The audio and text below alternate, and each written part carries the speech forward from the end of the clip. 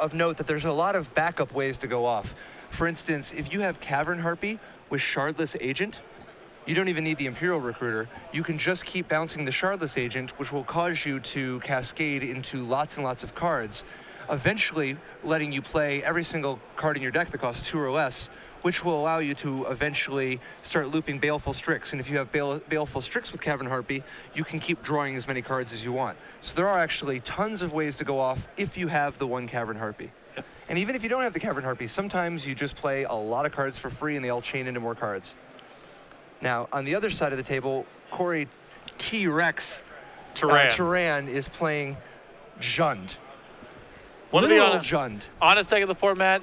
Bloodbraid Elf, Tarmogoyf, Dark Confidant. He's playing with Punishing Fire, so he has that package set up here. But, you know, good creatures and removal spells. Now, to say this is the honest deck is a little funny because it has so many banned cards in Modern. Deathrite Shaman, Bloodbraid Elf, Punishing Fire. And obviously, cards like Tarmogoyf and Dark Confidant are no slouch, but Hymn to Turok, too powerful for Modern. This is a souped-up, glorified Modern deck. Absolutely. And you see Alex here lead off with the Thoughtseize. Cory already on 6 cards. You see Dark Confidant, Abrupt Decay, Punishing Fire, and a couple of lands. No Grove of the Burn Willows to supplement that Punishing Fire. Alex goes ahead and takes Dark Confidant. Now, a lot of Allure decks have historically used mana acceleration like Wall of Roots in order to speed things up. Here, Alex has access to 4 Deathrite Shamans as his acceleration. And it's interesting to see how much the Allure decks have evolved because we haven't seen too much Allure in a little while. Now they have access to Deathrite Shaman, to Shardless Agent, and kind of just a different style. Baleful Strix, a different style than when Allure was popular about 5 years ago. Yeah. So Alex with just a basic forest here, and this is another issue that, you know, Cory might have here. Before he knows what's going on, it might be too late. Alex's starts can be pretty innocuous until he actually has the kill. They might resemble decks like Bug or Jund themselves until it's too late. Yeah, because like even right here, this looks like textbook Shardless Jund. Yeah. It's a slight oddball to have basic forest, but it's not out of the realm of possibility. And a Baleful Strix, so Yeah. it's still unclear what actually is going on This here. looks very much like Alex is just playing a Shardless bug deck. Yep. So Cory breaks his fetch line at the end of the turn, finds a Badlands. You sure don't see that very often. Badlands. Oh, yeah. We had Plateau on camera last round. Badlands is like the Scrublands of Legacy. Yeah. And Cory looks like he's going to use his Punishing Fire here on the Shardless Agent.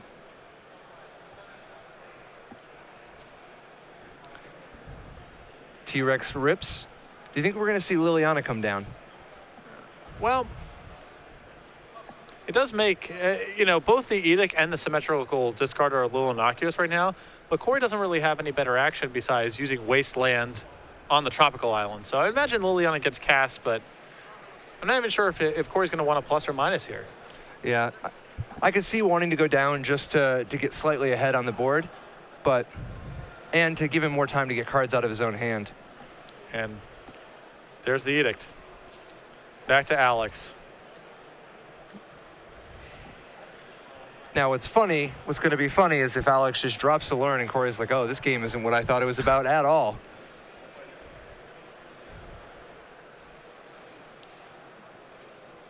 Eternal Witness. A slightly odd choice, but believable. Yeah, it still looks like Alex is just playing this attrition card advantage, you know, board presence kind of game. And that's great to be doing against removal spells in Liliana the Veil. Oh, absolutely. Absolutely. I mean, he's going to just, I mean, he might beat him just on the merits of just 2-for-1s. Yeah.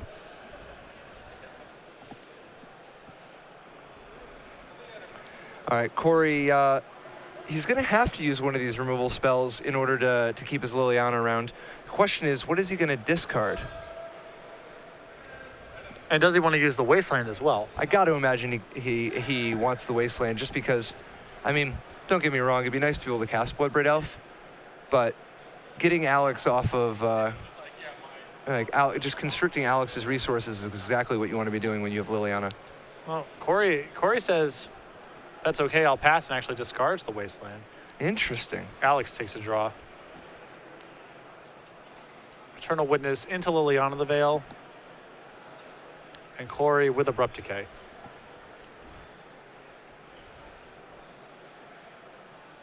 And now the return of Charlotte's Agent. It's funny, if Charlotte's Agent flips past an Allurin, the jig is up. Oh, yeah. There's Allurin. There we go. The cat is out of the bag. There's another Allurin. Yep. And there's a Cabal Therapy. Yeah, the joke has been revealed. Or at least the punchline. Therapy now on the stack. What do you name here? Probably a removal spell, because he has Dreamstalker at the ready, so something that, you know, breaks up sort of the card advantage grind could be pretty bad, but just sort of a shot in the dark. You need Dark Confidant. I think it's, everything is just kind of a shot in the dark there, so whatever you're most scared of, I suppose. And now we have Dreamstalker. And Now, do you think the Dreamstalker Cabal Therapy is the Maelstrom Pulse or the Abrupt Decay? Probably not, right? no, I don't think so. No need to. Not yet. I mean, Alex might win the game kind of just playing this style. He might not even need to go off. He probably does at some point. But if he assembles, say, Cavern Harpy plus Charlotte's Agent, he can just out card advantage the game that way. Liliana continuing to relentlessly tick up. Alex discards land. Cory gets rid of a Maelstrom Pulse.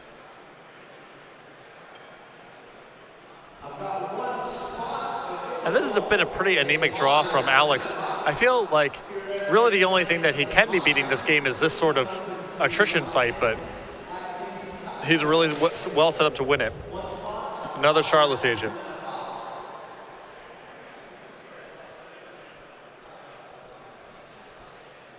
Reveals Cavern Harpy. Oh boy. That's a big game. We got a reader. Cavern we got Harpy, a reader. one of the gating creatures from Gate Crash. Or from Plane Chase. Or Plane Chase, Shift, rather, right, yeah, sorry, from Plane- the original Plane Shift. When Cavern Harpy comes into play, you get to bounce one of your creatures, one of your blue or black creatures, and then it also can bounce itself. As a 2/1 flyer, it's got kind of a respectable body. But the real fun is not having to pay any mana at all to get as many self-bounces as you want when you can play it for free with Allurin. Without Allurin, though, it's going to let him cascade every turn. Now, unfortunately, Alex tapped his mana in such a way so that he can't replay his Cavern Harpy this turn. Well, he's sacking a fetch land right now. He's going to be able to go get a black source of mana, I assume. Oh, perfect. Perfect, perfect, perfect.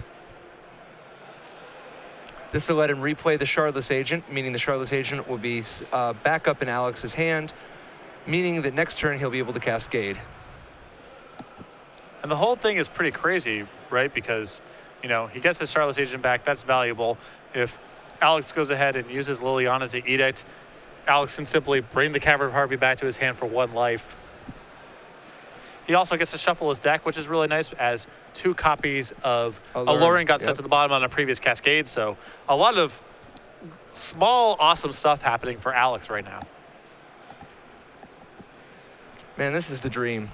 Yeah, The Charlotte's Agent Cavern Harpy dream. absolutely. Luis Scott Vargas would enjoy this particular collection of value. T-Rex tanking. Finds a Grove of the Burn Willows. It does turn on the that's Punishing huge. Fire. And it makes his Liliana much stronger, as he could pitch the Punishing Fire every turn if need be. And it lets him shut off the Charlotte's Agent recursion. Big draw there for Cory. Very, very big. He also has Bloodbraid Elf in hand. Mm. So there's a big temptation to just cast it this turn. It's a lot of value. It's very powerful, but some real damage might get done here because it goes down that road. So Cory's going to Edict in response. Alex is going to pay a life, pick up his Cavern Harpy.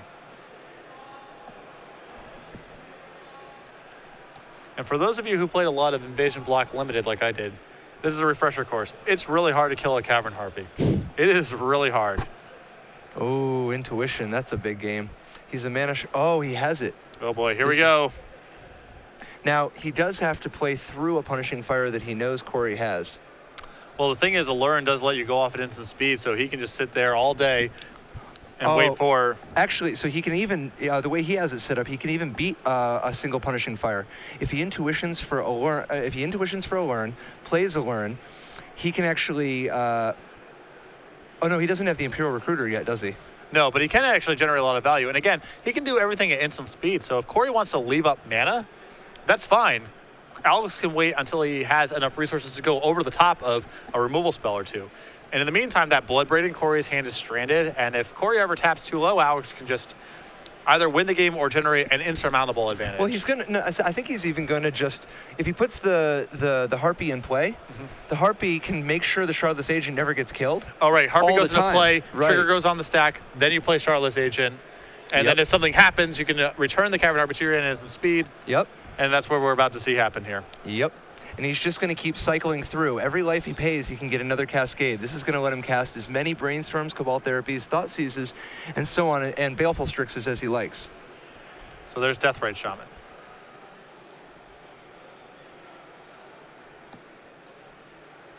And this is going to give him a huge, huge board. I mean, he literally can do this 14 more times. Yeah. Well, I guess 12 with the Punishing Fire, but... So this is kind of winning au natural, not actually going off just yet, although Alex has a lot of draws that allows that to happen. And Cavern Harpy and at instant speed through Allurn leads to a lot of complicated interactions. Yep. The short of it is you can't do very much. This is really hard to break up. Yep. Alex trying to, demonstrate, look, like I still have this gating thing on the stack. Cory was hoping that there was some way the Punishing Fire would break it up. He's going to have to try now. And now the Cavern Harpy, he says, I pay 1 life, I replay it again. Yep. And the Shardless Agent, once again. Such a frustrating combo to try to break up. Yeah, trying to do it through spot removal is good luck. Coiling Oracle, another piece of the engine now. Which means that at this point, Alex can put as much mana, he can just keep drawing more and more and more cards if he doesn't want to cascade more.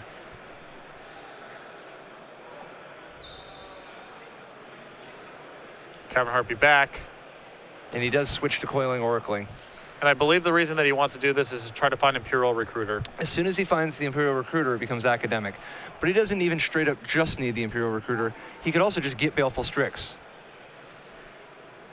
If he finds Baleful Strix, every life he pays, he can drain Cory for 2.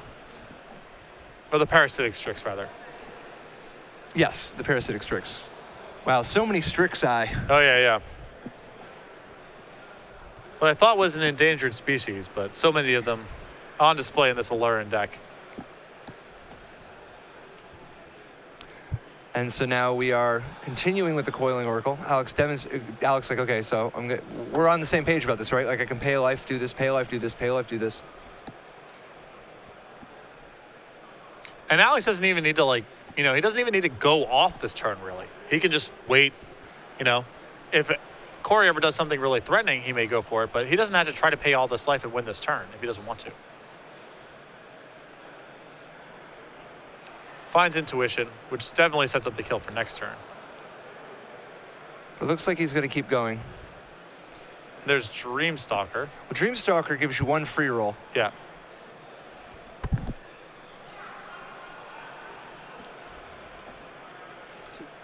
Goes again.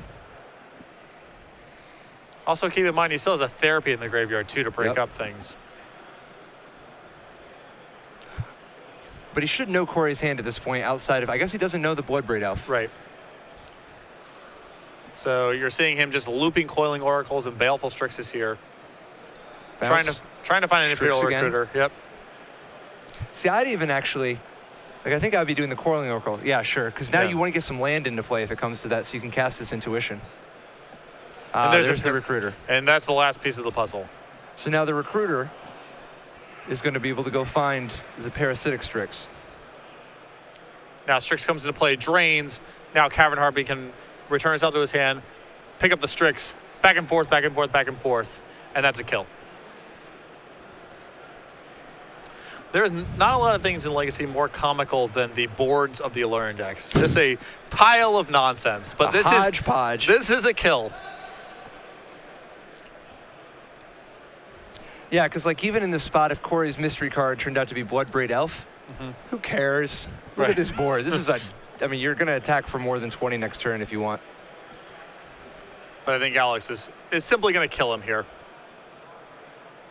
And Pack it up and go to game 2. Cory understands the enormity of the situation, moves on to the sideboard. So what's T-Rex got in the sideboard to break up the combo? He has a Diabolic Edict, 2 copies of Engineer Plague, Ooh. which is actually Ooh. really good against Aloran. Oh, yeah. Again, a lot of this is how familiar are you with the deck. But a Engineer Plague on Beast, which locks out Cavern Harpy, is quite annoying for the deck to get around. He has a Scavenging Ooze, Life from the Loam, 2 Ancient Grudges, 2 Golgari Charms, 2 Surgical Extractions, a Red Elemental Blast, 2 Pyroblasts. I think that Surgical Extraction is halfway reasonable once you've seen Intuition. But the Engineer play could be a big deal here. Yeah, I think for sure he'll bring in the Surgicals because of Intuition. I think Engineer Plague is going to be a big trump. Thoughtseize is always respectable against these combo decks, and I think that he's probably going to want the Pyro and Red Blast just because being able to counter things like the most notably the Cavern Harpy is super valuable. Finally, I actually think he's even going to bring in Golgari Charm. Because after the thrashing he just took, he's going to want to have as many ways to interact as possible. And Golgari Charm could sweep the board, or it could kill a Learn. Yeah. Besides, I think that an awful lot of cards in Cory's deck are a little slow now that he realizes that Alex's draw is not always going to be so slow. Yeah, and this is actually, Cory's Jund list here, plenty of disruption. A lot of it, kind of comically enough, not really that relevant against a Lurin. He has 3 Inquisition of Kozilek and 4 Abrupt Decays, none of which can touch a Lurin. Oh yeah, I think those got to go. Well, I think they're still valuable in other places. I feel like him's probably not that great. The sorcery's pretty removal. I'd rather have him than Abrupt Decay or Inquisition. I mean, maybe Inquisition's okay because you can actually take the stuff out of their hand. Inquisition I would keep. It hits the recruiter. But I think Abrupt Decay is just, it's too bad. It never ends up breaking up the combo because he has access to 2 Dreamstalkers and 4 Imperial Recruiters. Spot removal is not going to do anything. If you want any spot removal at all, it's got to be Punishing Fire because of its ability to recurse, or Maelstrom Pulse. But even Maelstrom Pulse, I think, is just too slow. I think you've got to take all that stuff out and rely on as much discard and pressure as possible. Yeah, I think the problem, I think there's definitely a really solid argument for that. I do worry that you're seeing cards like Deathrite Shaman and Baleful Strix, which are going to cause headaches even in normalized games. And Cory does actually need to start attacking on the ground at some point as well. So I don't know if you can abandon the removal altogether, though I do agree. No, the Punishing Fire, though. Yeah, you sure. can keep the Punishing Fire. I think Abrupt Decay, though, man. Either way, he's going to have his work cut out for him because so much of the normal axis that he interacts on, totally irrelevant against a Lurin. Yeah. Liliana, too. I actually think Liliana is very poor against a Lurin. Oh, you saw just an endless sea of just 1 power doofuses with comes into play value. It's just really hard to get Liliana online. Oh, yeah. I mean, he's got so many cards in the sideboard that he would much rather have, whether it's the Thoughtseize, Engineer Plague, Pyroblast, Red Elemental Blast, Surgical Extraction, Golgari Charm. Quite frankly, I actually think even Life from the Loam is more appealing. It's not, the most brutal, but at least having a Wasteland gives you another possible way to disrupt what is otherwise a very challenging combo deck. On the other side, though, Alex Ledbetter has not a ton that radically changes things. He may want Abrupt Decay just for some cheap removal. I mean, obviously he knows that he's going to be facing Tarmogoyf and Dark Confidant, but I think he'd rather just stay with his combo. Yeah, I like bringing in, he has an additional copy of Intuition in his sideboard. I like bringing that in. Yeah, I actually don't think he wants anything else. I mean, Toxic Deluge, great against a Swarm, not what he wants here. Force of Will, good against a combo, not what he wants here. Carpet of Flowers against a blue deck, not here. Peacekeeper, great card against a Swarm, not here. Harmonic Sliver, same thing. I mean, at most, 1 Intuition. That said, he's already got things lined up pretty well for the main deck, This deck of Lurin was really the talk of the town at Grand Prix Columbus a few years back. It received a lot of hype before the event. We're short. Are you talking about the Flash one? No, this is not the Flash one. Oh, the one right after, right? Right. I know Cedric Phillips was a big advocate for the deck, convinced a lot of players to play it, and it was huge in that event and has not been a really large player in the metagame since, although there are a lot of recent printings here.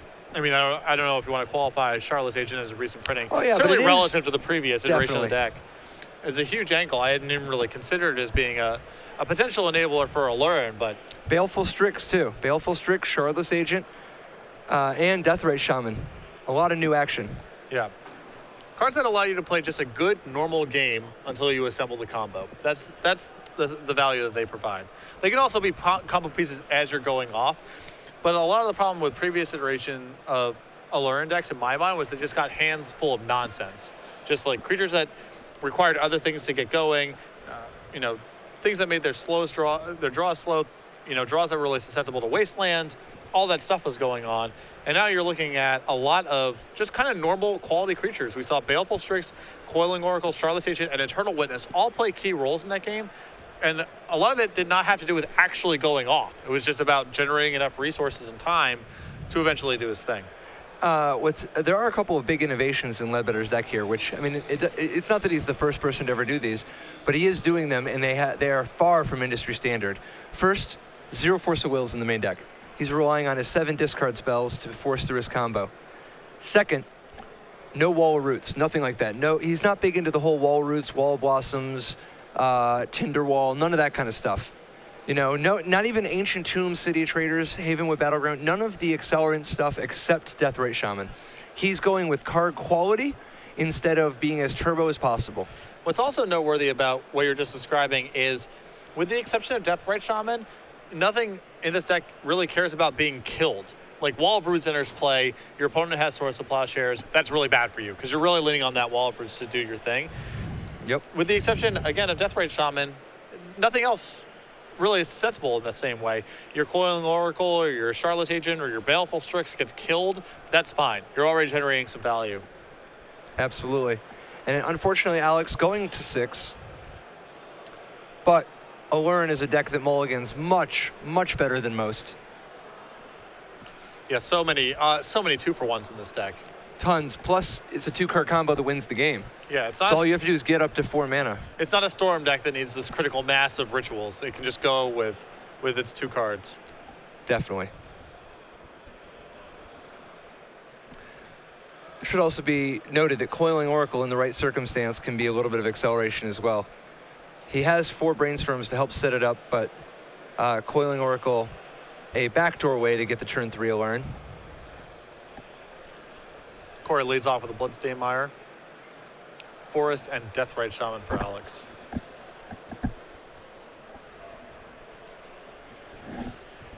Cory going to break his fetch land here. He also has brought in it appears that Cory has brought in the Red Elemental Blast and Pyroblast, which I think is totally reasonable in the face of a lot of quality, blue spells and Allurin. Intuition rather. Right, absolutely. We were talking about that, where being able to counter Intuition is already just an enormous game, but quite frankly, if you counter a Cavernous Harpy, you can set the Allurin player way, way, way back. They have Eternal Witness to try to get out of that, but it is a powerful form of disruption. As you see, Abrupt Decay from Cory on the Deathrite Shaman.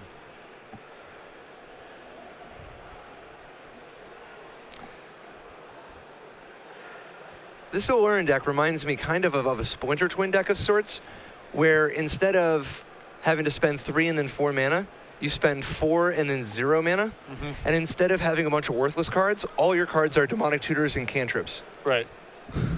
Welcome to Legacy. Although this Allurin deck is also playing in much more hostile waters than the modern Splinter Twin deck. Definitely. Yeah, Allurin would mess up some people in if you could play Allurin and Imperial Recruiter and all this stuff in Modern, you would maul some people. Oh yeah. Deathrite Shaman for Cory. Just lands so far for Alex. But again, Cory cannot feel safe. Could be dead at a moment's notice. Yeah, plus he's just seen horrors. He's seen atrocities. I don't think it's physically possible for him to feel safe after what happened last game. Had some removal spells and nothing looked like very much was going on, and then suddenly everything was happening. I hope somebody shows Aaron Forsythe that tape. Just be like, remember this. Remember this when you design new cards. We don't need this. Not like this. Let's see if Cory appears to have Engineer Plague in hand. Huge. But here's the thing. Does he remember Beast? He did ask to see Alex's Cavern Harpy during sideboarding. I don't know if he was getting confirmation on the text or what have you, but fair enough. It was asked to be revealed, so. It's also possible that he names something else, you know, like human, or I mean, if you're familiar with the deck, though, the key point is the Cavern Harpy. That is the weak point. Yeah. Everything was hubbed around that as Alex was going off and generating value in the first game. Yeah, a lot of people haven't played against Teran very much. I mean, it's not been one of the mainstream decks. Here is Imperial Recruiter. So it looks like Cory did not play the Engineer Plague. And he goes and he gets Charlotte's Agent. Now it's possible Alex boarded in Harmonic Sliver as an answer to Engineer Plague. Mm-hmm. I mean, a lot more people are playing Engineer Plague than used to because of True Name Nemesis. Imperial Recruiter says, Creature Advisor. I suspect that is no longer the case after the large run of creature types. He is a human advisor.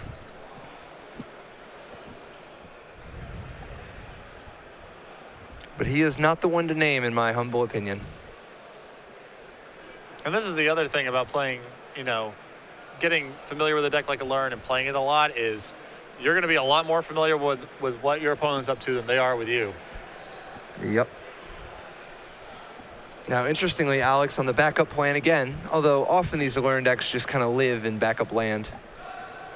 Backup plan land.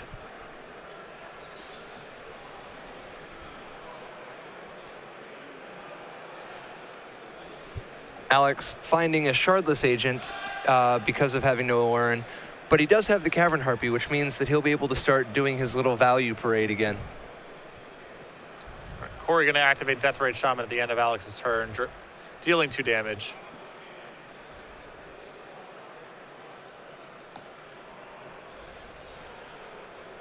Cory takes a draw.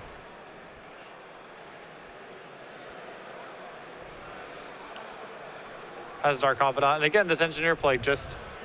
Cory can't be sure that he's naming the right card necessarily. He also can't be sure that Alex doesn't have some way to just kill it if he puts it into play.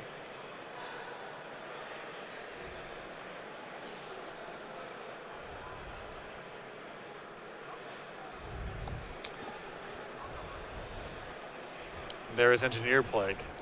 He should name human. It's possible he names advisor, just not realizing that it's also a human. But Eternal Witness is also a human.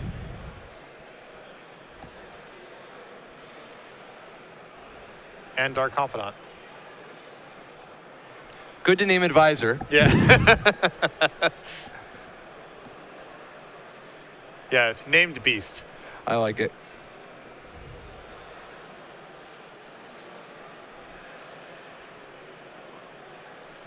And this is another kind of curious thing about Legacy, is you never know when you're going to play against some of these oddball cards that are really problematic for you. You know, Engineer Plague, for example, not a card you see in every black sideboard by any stretch of the imagination, but probably one round out of every 9 or 10, you'll run into someone who has 1 or 2 copies in their sideboard, and it's a thing to have to slog through. Yeah, it's particularly tough when you don't know about it beforehand. If you didn't bring in your Harmonic Sliver, you might just be on the, well, I guess we're not Cavern Harpying. Also of note, the only white mana Alex has access to in his entire 75 is from Deathrite Shaman or the 1 Savannah. The 1 Savannah, not fetchable with Polluted Delta.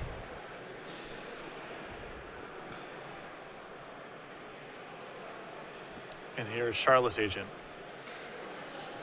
He's going to need some blue. Now here's Charlotte's Agent. There's Baleful Strix. Draws Cabal Therapy off the Strix.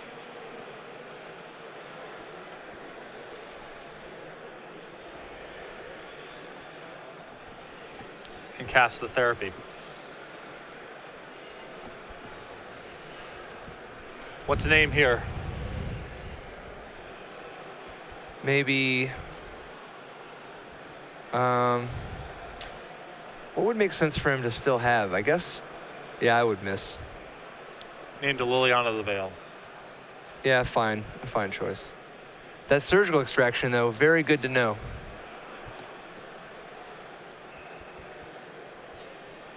Flashes back the therapy.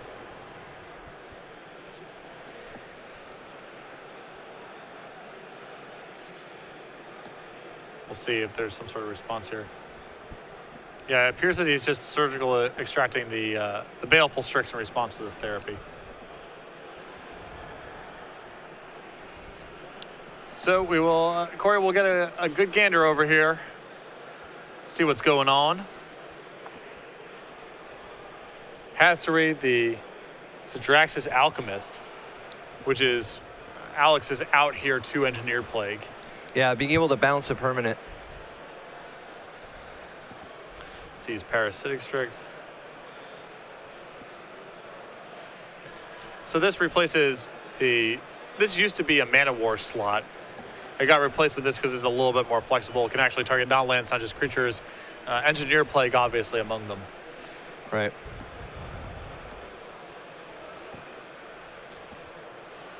So he finds looks like he found all the Strixes. Surgical extraction has some pretty hardcore artwork. Oh yeah, no. If you actually go back and look at all the new Phyrexia artwork, there's a lot of horrifying stuff going on. My God. This is your spine and skull floating out from behind your body. It has been surgically extracted from your body. How do you feel about that?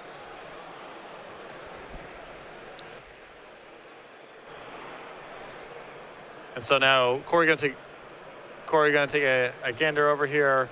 Check out the rest of the hand: Imperial Recruiter, Cavern Harpy. Therapy resolves, gets the Ancient Grudge. Ancient Grudge, kind of a funny one. I mean, obviously, Shardless Agent, Baleful Strix, and Parasitic Strix, all artifact creatures. Cory, serious about the destruction plan. Yes. But Cory now in a pretty good spot. Dark Confidant going, Engineer Plague. Reveals Scavenging Ooze to his Dark Confidant trigger.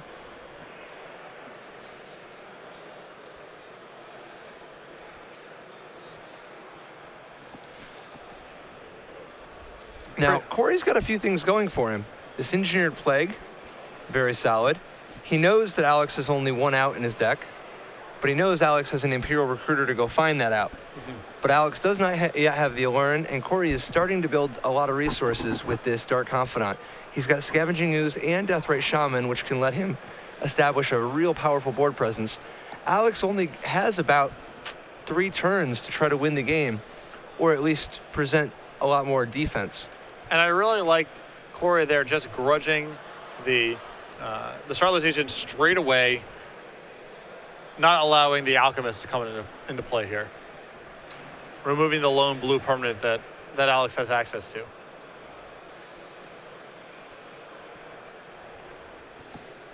Now, what kind of options is Alex going to consider for this Imperial Recruiter? I honestly think that he needs to go get Shardless Agent here. Just make some progress, Yeah, get a bunch of pieces? Yeah, he's short on everything. I guess Eternal Witness is also reasonable, but...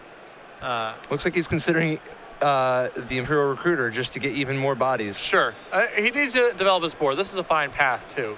But the point still stands.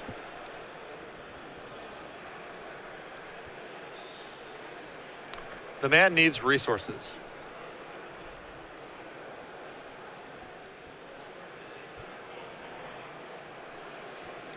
Important to note, this build has only 1 land in the entire deck that produces red mana. So he cannot Misty Rainforest for another red mana to keep going here. That explains it. I thought there might be some larger plan here afoot. But. Nope, it's so tough because he is playing all 5 colors, and he has basic forest, basic island, and basic swamp in his deck, including 2 forests. With 4 basics in a 20 land deck, and all 5 colors, it does not leave you a lot of room for extra duels.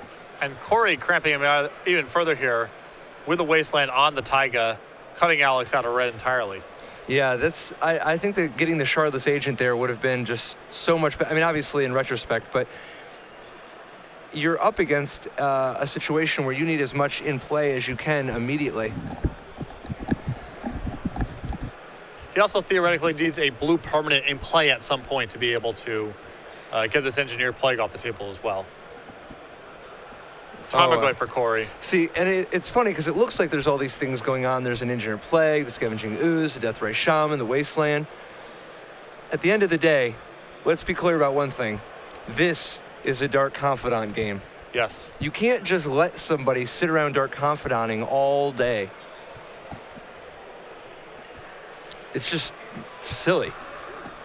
Too many cards. Too many. And the John deck is so good at converting every card into some sort of resource. Oh, yeah. I mean, this is exactly what Cory wants to be doing. Now, the good news about Alex keeping a Imperial Recruiter in his hand is that if he gets a Lurin, he can play it for free. And he can actually go off a fair bit. He can Lurin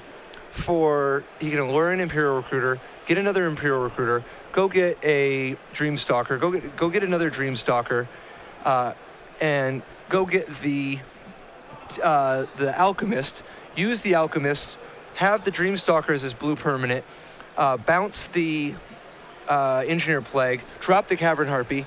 He literally wins from this position if he draws a Lurin.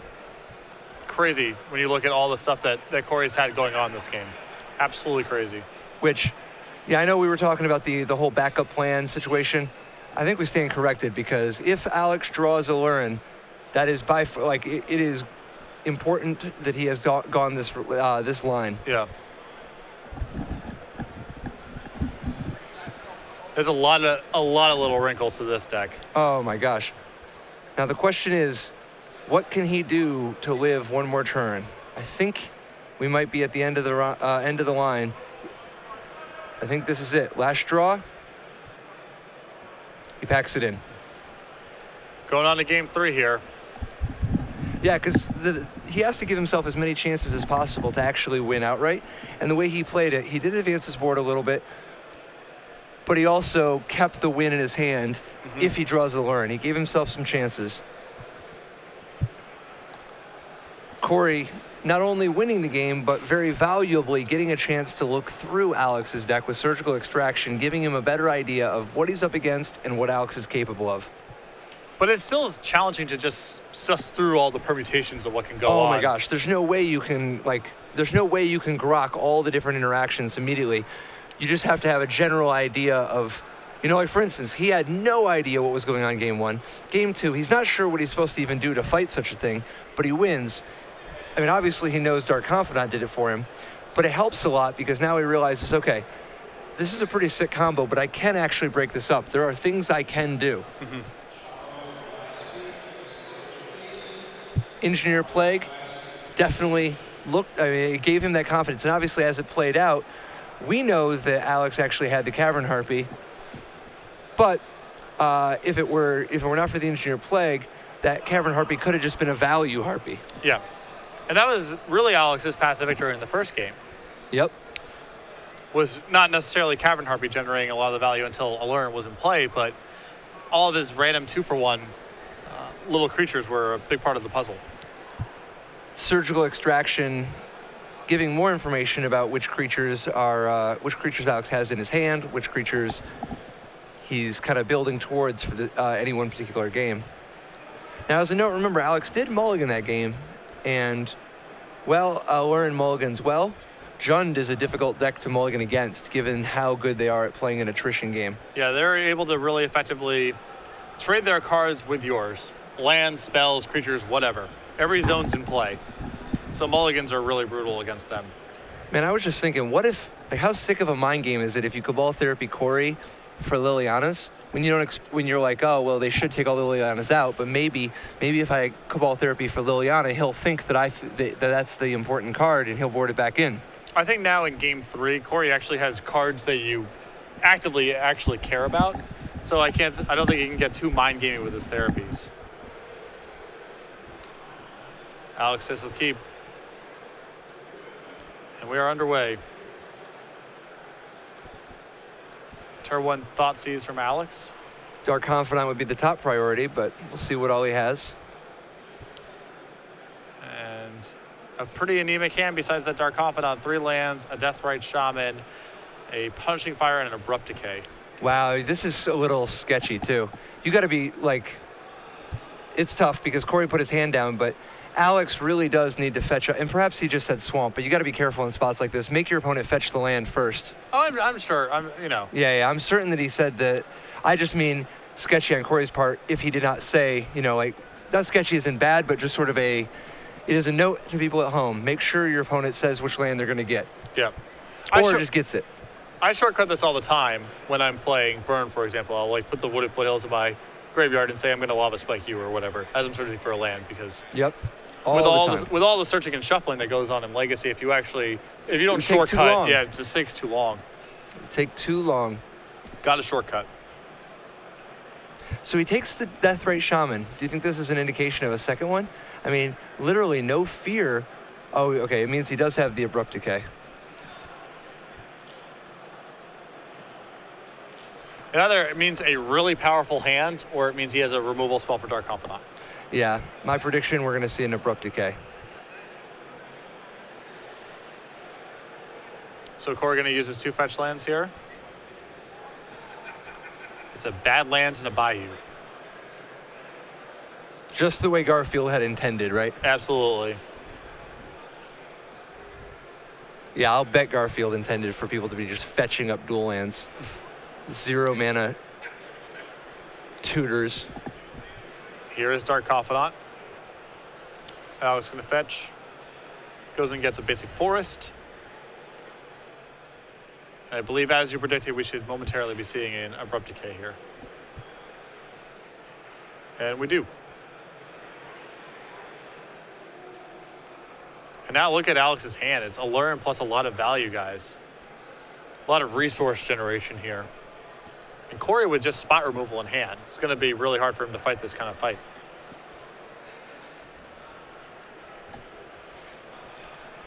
What's the next step in the chain?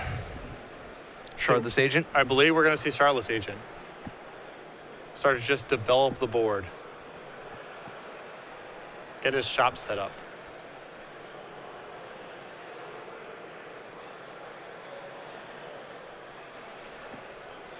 Should see momentarily after the deck gets presented, and here is Shardless Agent. The Cascade reveals a Baleful Strix and draws a card. He has a 2/2 Death Touch, a 1/1 flying death. He has a 2/2 creature and a 1/1 flying Death Touch. And he drew a card. All for 3 mana. For 3 mana. This is crazy. That's a trip to Value Town. Yeah. Dun-dun-dun. Won't you take me to? All right, Punishing Fire. And another Deathrite Shaman. Baleful Strix, usually a key weapon against Tarmogoyf. This Jund deck, though, very capable of removing potential blockers.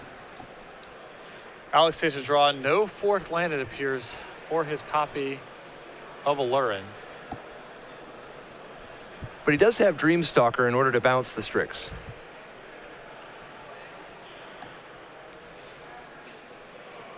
Now, it is noteworthy that he does not have the mana to cast things like Eternal Witness because he has fetched all basics, but obviously Cory's Wasteland sitting in play would have messed that up even further. Yeah, I think trying to play as immune to Wasteland as possible until you're ready to go is a priority for Alex if he can afford it. Glad I don't look like Dreamstalker. Let me see. Phyrexian Mana cast Surgical Extraction here on the Shardless Agent. Shows Baleful Strix, Abrupt Decay, Harmonic Sliver, Allurin, and Eternal Witness. This has been a long and grueling attrition-y game. So many little subtle interactions to try to figure out. Yeah. Although Cory's list not really equipped to handle Allurin once it is in play. So if Alex can find a 4th mana source, Cory could be in a world of trouble.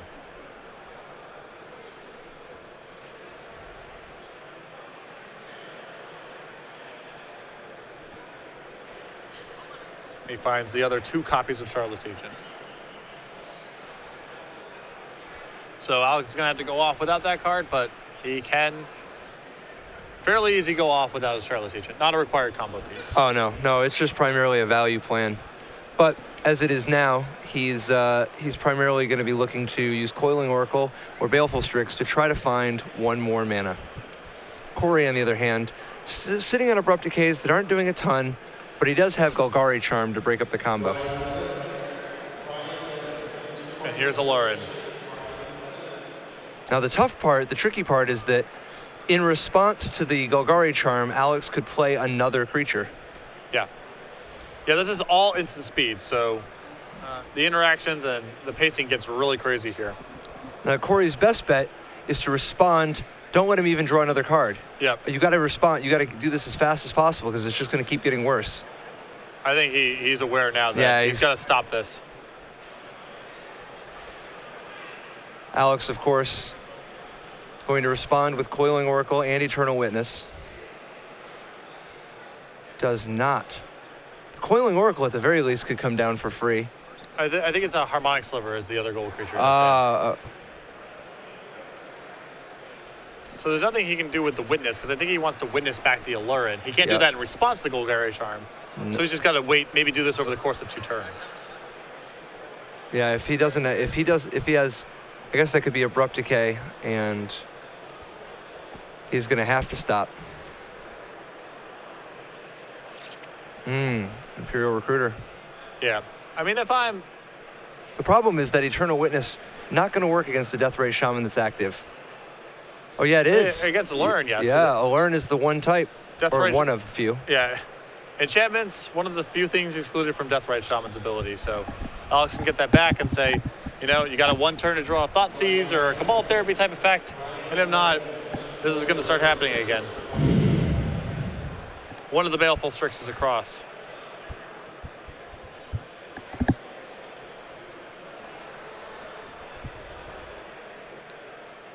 And then a turn Deathrite Shaman activation here from Cory. Cory's hand providing no help at this point, just 2 copies of Abrupt Decay.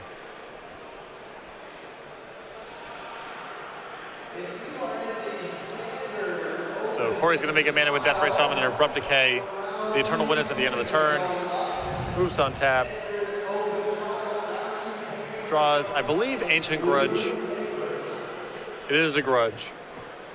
So Cory with no resistance against Aluren. Yeah, the question is, if he saves the Grudge and has the Abrupt Decay open, does he think there's a chance that he can actually find a weak spot to break it up? I mean, if Alex is careful about it, the answer is no. Correct. Going to use Wasteland on the Savannah, so that's good. At least keeps Alex off of his 2nd green source of mana and his 4th mana to actually cast the Aluren. I mean, that's a plan. Yep. Brainstorm the draw for Alex.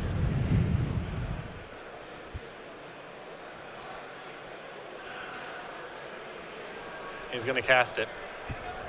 He's looking for fetch lands. Well, I think he's actually just looking for another mana and to hide his Allurens. For example, he doesn't even have to play the Tropical Island in his hand. He can just save that, set his Allurens on top of the deck, and then Wasteland doesn't break this up. Neither does discard. And then next turn could be all hell breaking loose again. Yeah. The thing is, though, I don't think you want to put both Allurens back, because if Cory's already shown Surgical Extraction, it would be a total nightmare if you put them both back. Yep. If he just casts Surgical on something random to make you shuffle your deck. Yep. Point well taken.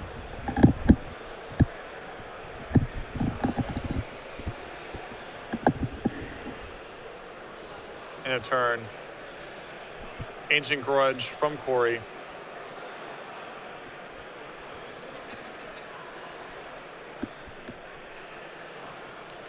Goyf growing large enough to bust through that Dreamstalker.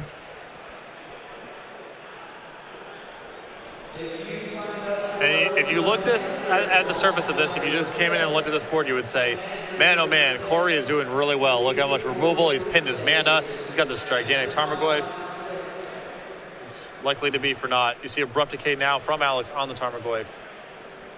Yeah, if he didn't have him before, he certainly increased how many as a result of the beating the Dark Confidant provided last game. Yeah, now there's Scavenging Ooze, and I believe away we go. Yeah, so I think you might have even just wanted to keep the Scavenging Ooze to play for free so you could hold up Grudge. It's not much, but it's not gonna matter either way though. All right, so Allurn is in the house. Now here's Imperial Recruiter. And this is step one, but you're going to see the combo kill. Gets another Imperial Recruiter. This is all just to get enough backup in place, so nothing random can break it up.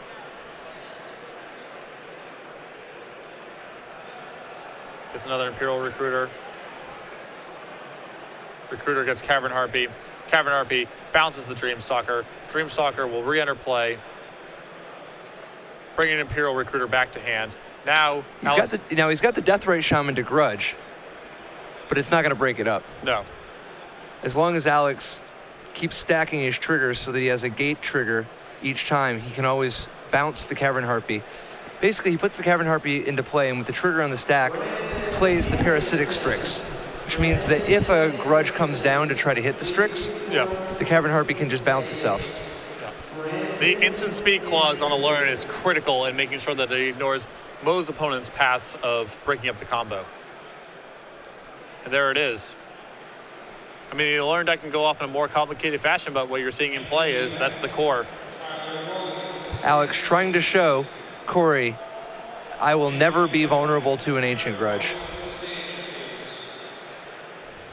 I mean, he'll go for it, and Alex will establish that doesn't matter. Yep. And there's a concession. Cory offers the hand. Alex Ledbetter wins 2 games to 1 over Cory Teran playing Jun. Alex moves on to 6-0. I mean, impressive. We're a win away from 2 intentional draws. Yeah, I mean, this is a fine showing from the Allurn deck using lots of new technology. Yeah, and really, Allurn's another great example of a legacy deck that's kind of using all the pieces of the puzzle over Magic's 15, 20 years worth of creatures. There's a lot of weirdos, a lot of random synergies going on. It's glued together by Imperial Recruiter, which is quite powerful, but Cavern Harpy, sort of a throwaway card, not something you really think of. But the interaction between that and Allurn is incredibly powerful if you have the right setup.